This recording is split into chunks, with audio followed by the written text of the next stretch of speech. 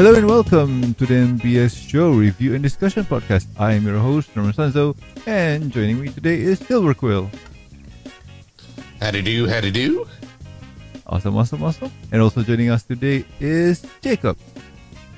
We're finally back to the main story. Yeah, this is gonna be fun. Alrighty then. Hey, Will it, Norman? I don't know. Probably.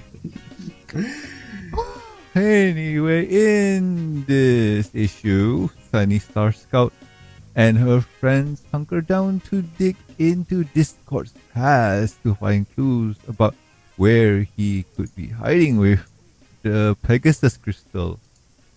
I wonder where he could be.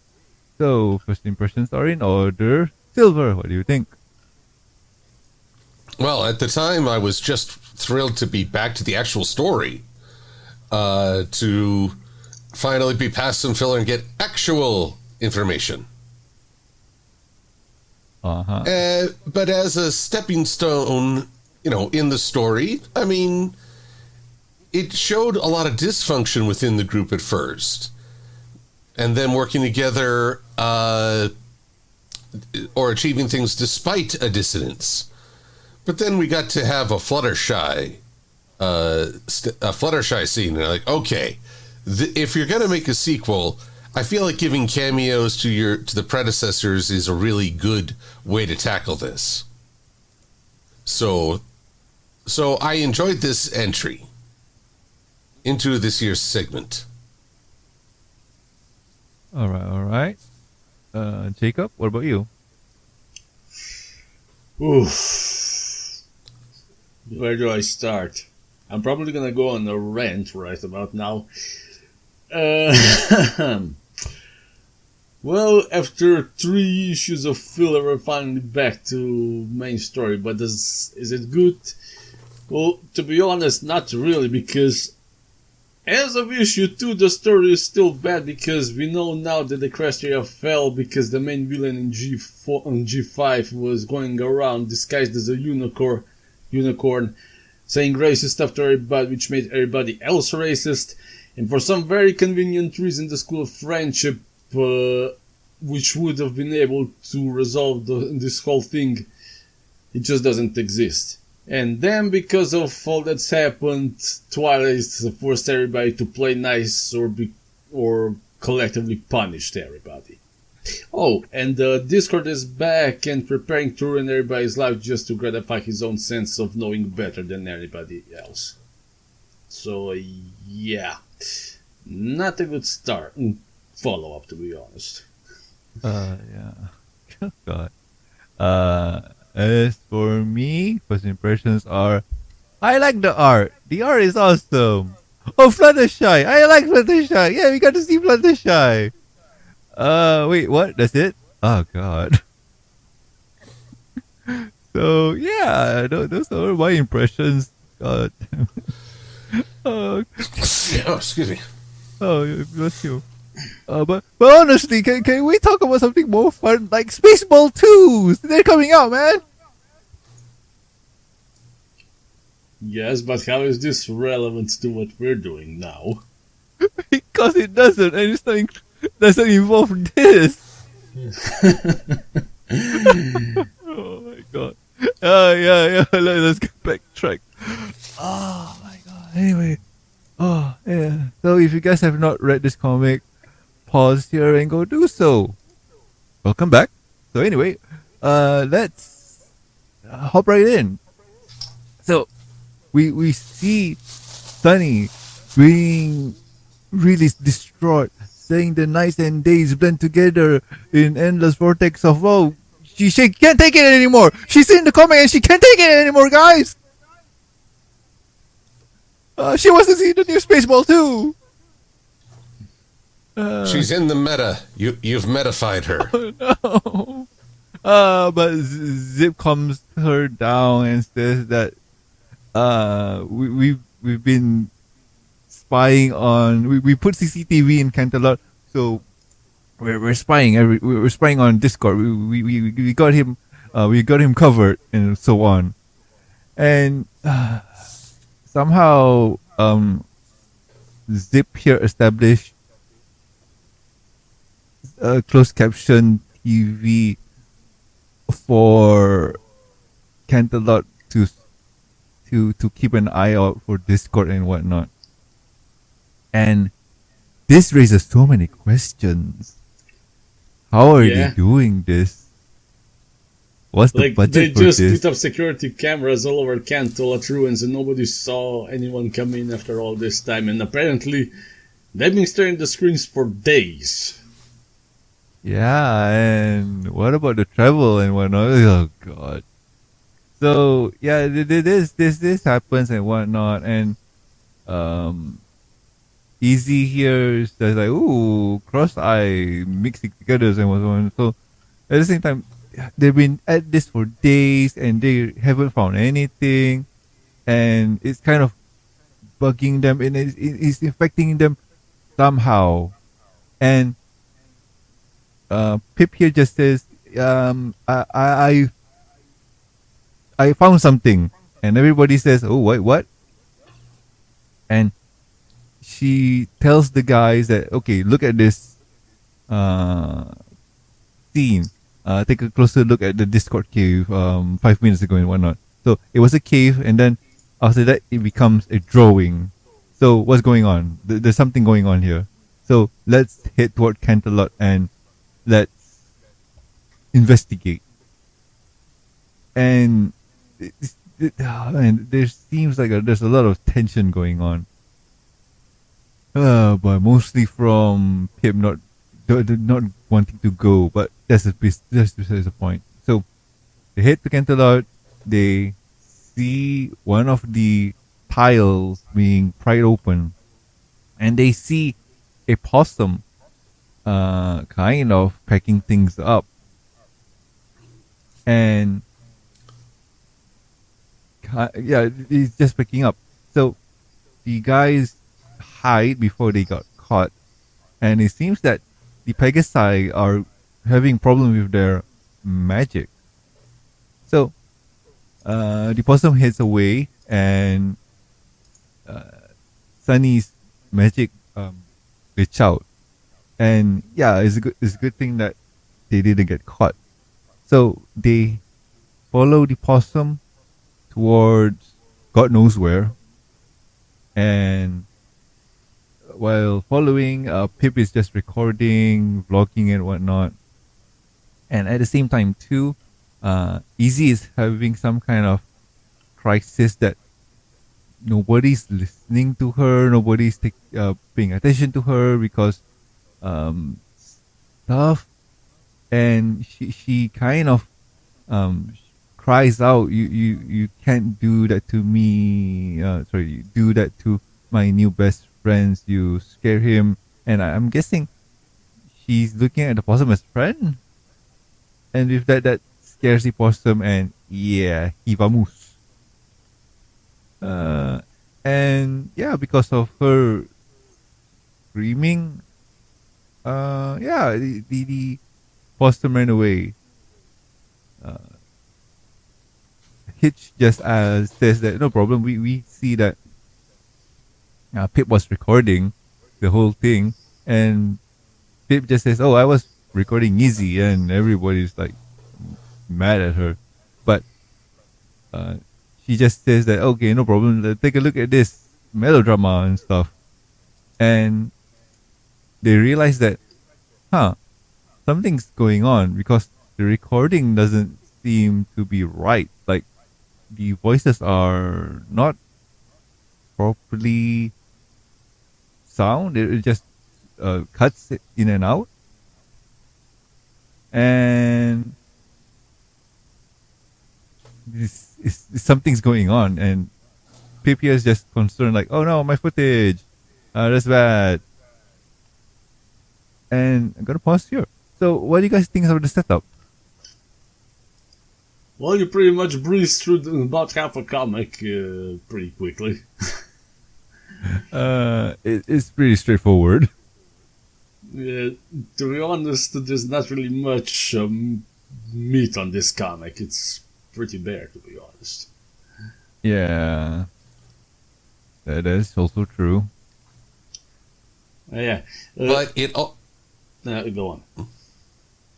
it also demonstrates this was very, very early in G5's run. Before the characters, I think, had a chance to establish themselves. So what we're getting is a somewhat flanderized version. Because Pip, even though she would always do, social media stuff in the show, this takes it to a whole new level where essentially everything she's doing is just, oh, I need to tweet about this. Oh, I need to live stream. Oh, hey, followers. Mm-hmm. And then there's Izzy, who's, imagines herself as friends with Reginald, who I very much hope is a descendant of Tiberius. Also, the group dysfunction is a big thing in this search. The clues they get, what they perceive, is not group teamwork, but rather happenstance or just dumb luck. Like the stream drowns out Pip's microphone. So Hitch is able to determine, oh, we've been following the river for 2 hours. That must be the path Reginald's taking. We follow the river, we find him. Mm-hmm. But that's not necessarily a group. Good job, everybody. It's more like, oh, well, I'm glad that happened. Yay? Oh, yeah. Yeah, I see what you mean, Siva. And I also remember that you mentioned that the comic came out. No, the comic was in production first, right? When it came to getting their characters in a line. Like, oh, this is the concept of the character. Pip here is a social media junkie. So that's the outline of the character. Izzy here is insecure about her, about herself and wanting to make friends. So she's trying really hard. And is that about right? Yeah, roundabout. Just that this is sort of a prototype of the characters, rather than I think their full fleshed out selves. Yeah, and if I remember, you did mention that the comic was in production before the movie even came out, right? So we were kind of getting no. Well, I don't think it came out before the movie, but it did. It did come out before the show. The show. Make Your Mark or Tell Your Tale. So it's been a rough go when you're trying to produce media in several different categories. Yeah. And somehow they all have to coordinate with one another, but they don't. Let's see. Tell Your Tale was released on April 7th, 2002, and the first issue came in May 25th. Yeah, but no, at the same time too, you have to remember that each thing happens probably simultaneously, but came out different timing, and so whatever the show was doing was still being established, while the comic had nothing to work with. Because if you remember, Pony comic came out really, really late. Like they kind of came out around season 2, was it? Season 3, I think. Season 3. So we at least we have an established characteristic for the ponies. With this one, we didn't really have much. And yeah, I kind of get it. I kind of get it. And when you mention this is kind of the alpha of the character, and when I mean alpha, I don't mean, oh, the macho. No. I mean alpha, beta, and final. And this one is just the alpha. Like, people were kind of getting the outlines of a character. Okay, this is the character. Try to work with this. Like, oh, we got Hitch here. He's good with nature, so he knows stuff. And you, like you mentioned, Pip. Oh, she's all about social media. Blah blah blah blah blah. And yeah, with that, I kind of see the flaw here. All right, cool. Although they haven't yet revealed Sparky in it. And so someone asks, hey, where's Sparky?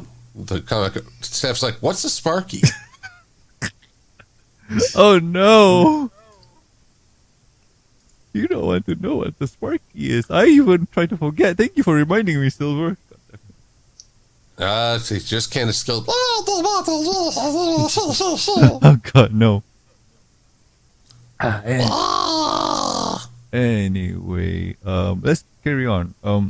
Actually, I got something to say. All right. Well, going a little bit back to the whole gag where Sun is supposedly carrying everybody, trying to hide him from the possum.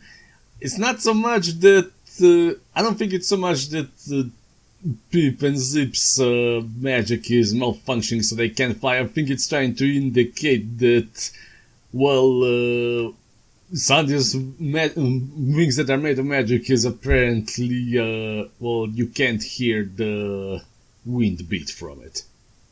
Although I'm not sure how that would help because, well, when the opossum comes out of the hole, he stares at the ceiling right from the get-go and he should have spotted them. Okay, yeah, but at the same time too, there is a line from Zip or Pip that says, "What a time for our magic to glitch out." Oh, wait.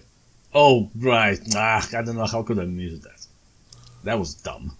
No, but it's not bad. Like it's easily missable. But at the same time too, it's true that okay, possum looks up, doesn't see ponies flying. What? Yeah. It makes it. Yeah, I guess so. But anyway, let. Hey, hold on. One more thing. Oh, there's more. Well, yeah. Well, we've had the old man Yang at the cloud. Now we have young Mare Yang at the stream, which, funnily enough, goes both ways. Do you get why it goes both ways? The reflection or the stream? The stream. That's what I said. Yeah. Although I'm just thinking of Narcissus right now. Because she's live streaming and she's yelling at the stream. Oh god. But also, speaking of Flanders, Easy pulls one. Oh yeah, absolutely, lutely. Okie dokie. Oh yeah. Yeah, trying to honestly it sounds like they're just trying to make her a bit more Pinkie Pie-ish. Yeah, and that's the thing that we mentioned before. This is just outlines of characteristics that they kind of want or have. And as time goes on, I'm glad that the show kind of found where they are and work with it, because I don't like the ponies in the comics. Yeah. Probably that's the reason why I'm having a bad day just reading this. Yeah, because they seem more. Sorry? Because they seem more antagonistic towards one another. Yeah, that's it. Like, okay, how to put this? We've reviewed the cartoons, and we get a general sense of even when they're mean to each other, they're good-hearted. They don't mean it, and we see like what Pip here. Oh, she's all about the social media, but when push comes to shove, she's on top of the job. And when we see Izzy, oh, she may be an airhead, but she cares about her friends and tries her best to make sure that she always keep them in mind. But here, what we're seeing is, you mentioned before, Silver, the outline of a character that the show is working on and trying to establish. Oh, is this what Hasbro wants from us? Is this working? I think that the writer just isn't that invested of actually trying to make a. No, I don't know. I won't say that's true because we've seen previous comic that works well. It's just that I'm just guessing that they're trying to establish, oh, this is what Izzy might be, or how Sunny is from what we got from the movie. We still haven't got a full establishing shot of them in the comics and whatnot. Well, And like Silver mentioned before, the first MLP comic came out around season 3, so we already have an established characteristic for the show. yeah, I suppose that's true. I guess we can chalk it up to that the writer for this comic didn't really have much to go on. Yeah. So But I'm even hoping. then, Hmm. yeah, but even then, picking up a character who's integral to a previous generation and then watching the entire consistency and continuity, let's just say that it doesn't look good. Yeah, but anywho, let's carry on. Let's carry on. It's been a while. Yeah. So anywho, we move on to them just walking towards following a stream, and they think they made it. Like, oh wow, what's this place? You and I know what it is. It's Fluttershy's cottage. Yay! And Sunny says, "Oh, looks like the animal sanctuary Discord told us about." Yeah, okay, yeah. It's kind of frustrating. But Sorry. No shots of the rest of Ponyville, however. Oh yeah. I mean, Fluttershy did live far from town, right? If I'm not mistaken. Yeah. Well, not too far, but close enough to the Everfree Forest, which I always found quite curious. She's terrified of the place, but she lives on its boundary. Yeah, because animals, I guess. But anywho, I'm just frustrated here because we all know that is Fluttershy's cottage, and to be honest, the sanctuary is another part of the Ponyville, but whatever. So they look around, and Easy just says, "Wow, this is pretty empty for a sanctuary," and Hitch here just says, let me talk to some animals and see what's going on." So as he talks, he just says, "Oh, okay." His friend kind of hid some of his nuts or acorns away from him, and he's been looking for hours and whatnot. And Easy here kind of, oh, that doesn't sound like a very friendly, nice friend, and he must be hungry. So let me help you. So she used her magic to kind of shake the acorn of the trees and make them fall into the ground. Before said squirrel could catch one, Easy says, "Oh, not so fast.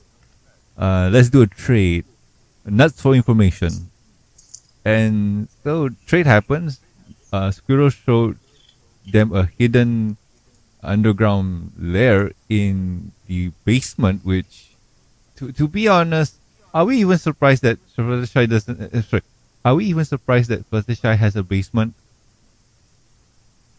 Why? As long as she doesn't have a shed. Oh no. That's a good thing, I guess. So they go into Fluttershy's house. They go into the basement, and I don't know what I was expecting. Seems pretty normal with tools and whatnot. And they discover a crystal that kind of holds memories and whatnot. And long story short, said crystal is just a recorder with pictures and whatnot. and it's Fluttershy. Fluttershy is in the crystal, and she's talking to Discord about something, and we go to a flashback. So I'm just gonna try and um, summarize the flashback as best as I can. So a long time ago, we see Fluttershy walking toward the sanctuary, I guess, and we see Discord kind of excavating the ground, kind of kind of expanding the sanctuary. I'm not 100% sure on this one. It's not gonna. He's trying to be an obstructionist. I guess. Jacob, you mind summarizing this one for me, because I am very confused when I saw this one. I'm not getting any of it. Alright, I'll try. So, this is basically the continuation of an event that Discord mentioned in the second issue. Basically, Fluttershy is going, well, whatever she's going, and Discord is intentionally trying to stop her because she's trying to talk to one of the fillies who said that, hold on. Well, she said that her parents don't want her to have anything to do with the lowly Pegasus who can't even levitate an apple. Which, let me just note a little inconsistency here, because in the second issue, the one who said that was an earth pony with glasses, but in this issue, it's a unicorn that doesn't have glasses. So I think that the artist who did issue 2 made an oopsie, because it didn't make any sense. Like, why would an earth pony care about Pegasus and not being able to levitate an apple? So yeah, basically this is where Fluttershy and Discord get into an argument. Discord claiming that others are just too stubborn to see reason that whatever the villain was doing previously that turned everybody racist against one another. And then he just rage quits. And Fluttershy was just trying to get him to see reason. And then she basically goes to the Magic Stone and leaves a recording for Discord. Alright, and I think the final line from Fluttershy is, "Our magic doesn't make us different, and that's something we should embrace." So it's kind of a reminder for Discord that even though we're different, that's the thing that makes us awesome. So while that's going on, we see this squirrel, or another squirrel, I'm guessing, go in and grab a book, a Daring Do book, by the way. And the rest of the ponies are, okay, they figure something out from Discord's past. Let's kind of figure where he could be. So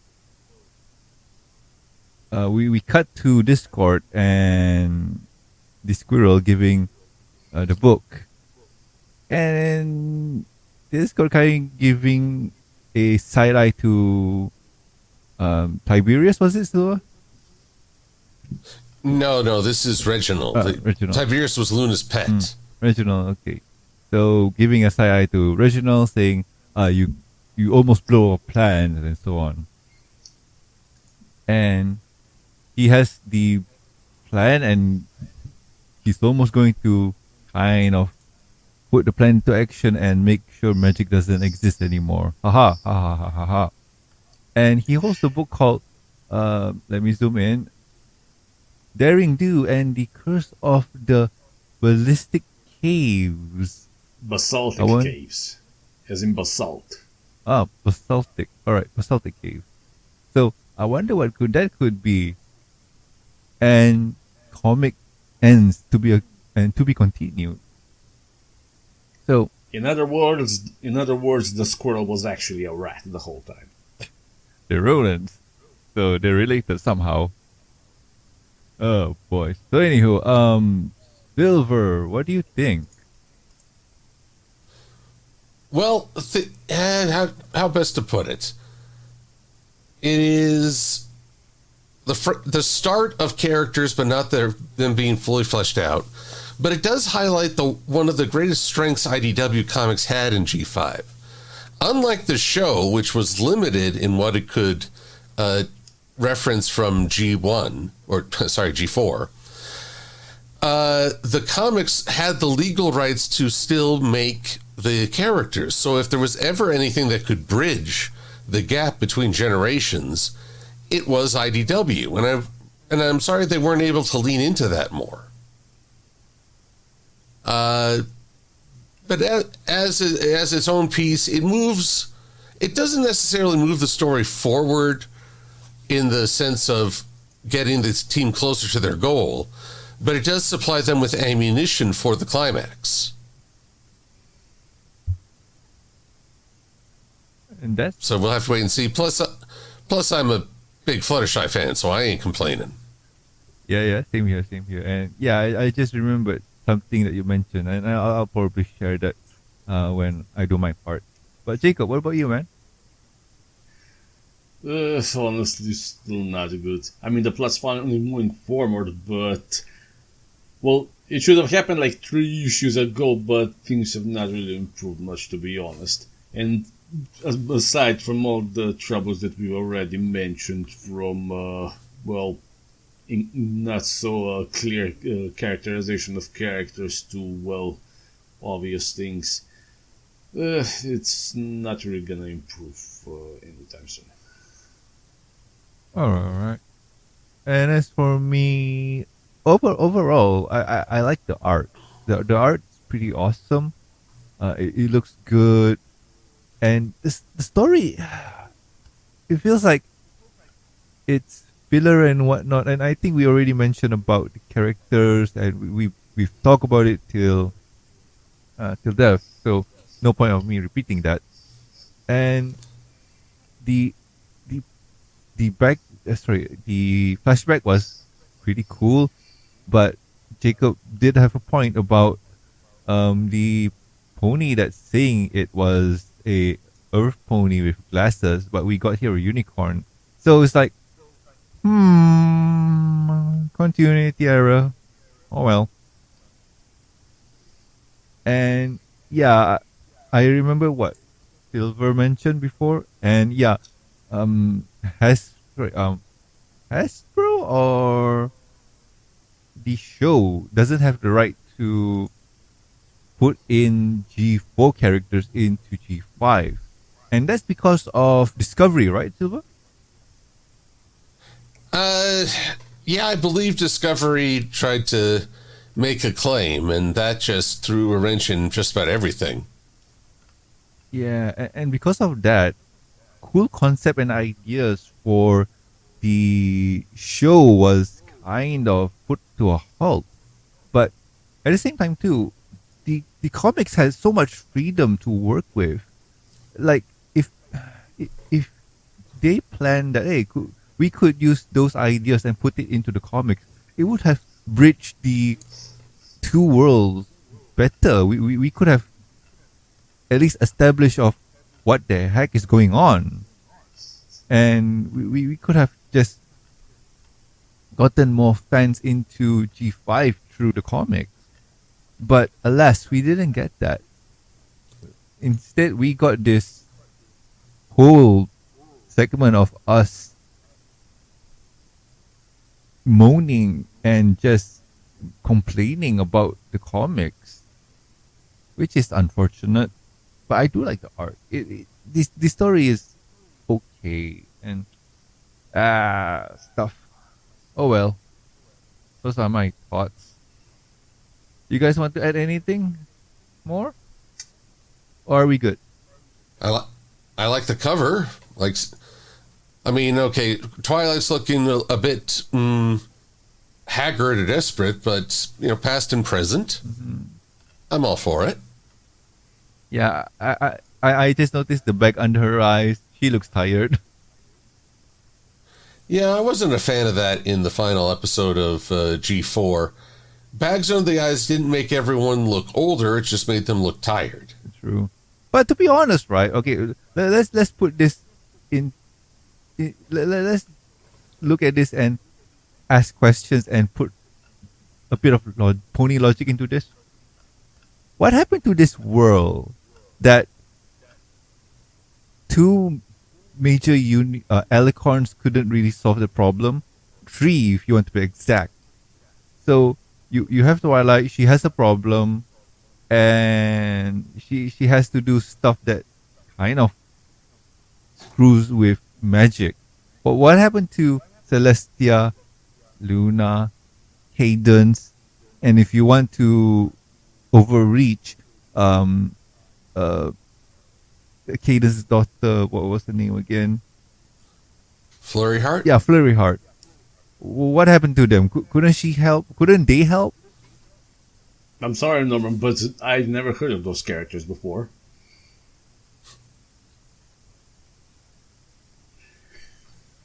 Do you see why? That's the whole crux of the issue, because if they did exist, much like the School of Friendship, the entire plot that's being told right now collapses in on itself. There isn't one. That's why certain things don't exist just to make this plot work.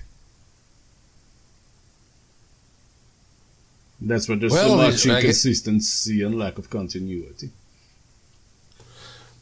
Well, time for headcanon. Oh. I figured that with magic disappearing, the Crystal Empire decided to do another time skip nap thingy. So, it's gone again. All right. Celeste and Luna, they meant to come and help restore Equestria, but it was shuffleboard that day, and they had reservations. All right. And if you really want to overreach, you can ask what happened to Sunset Shimmer. Couldn't she help? Well, she got made into principal of Canterlot High, and it was finals week. Yeah. I guess, right? I guess. Oh, but actually, given the time difference between Equestria and the human world, I have to assume that if Sunset went back now, she might actually be in the G5 world. Wonder what happened to everybody. Yeah. Oh man, don't even. Oh my god, this. Honestly, Silver, I would love to see the opposite of that. I would love just to see the G5 go to Canterlot High. I want to see that. That would be cool. Like them panicking. It'll be a repeat of the original Equestria Girls, but at least we kind of get what's going on. Yeah? No? Yes, no, maybe? Yeah, I guess. I just find it fun. Oh well, you know what? My fun can't be real because it doesn't make money. Yeah. Money. But anywho, let's wrap things up.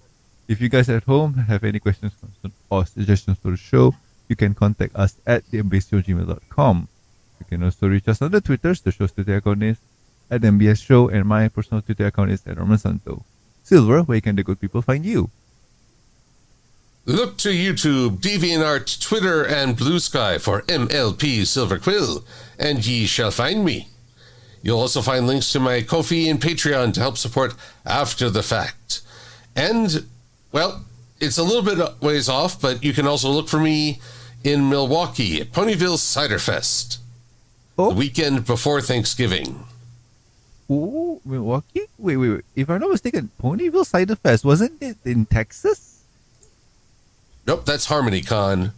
And before that, Nightmare Nights. Oh, yeah, okay, that was Nightmare Nights. Okay, because I was thinking of very retro, old school pony podcast guy. I forgot Dusty? the name. No, not Dusty. Apple cider and I'm blanking on the name. He was one of the guys responsible for that con in Texas. Ah. Yeah, but that was back in the days. But anyway, what was I again? Harmony Con. That's in no Cider Fest. Yeah, in Milwaukee. Yeah, go check him out, guys, if you're going there. Yay! And Jacob, where can Huzzah. the good people find you? You can find me on the DeviantArt under the username Jakob Fon Torkar. The Twitter username Tales of the Ashes.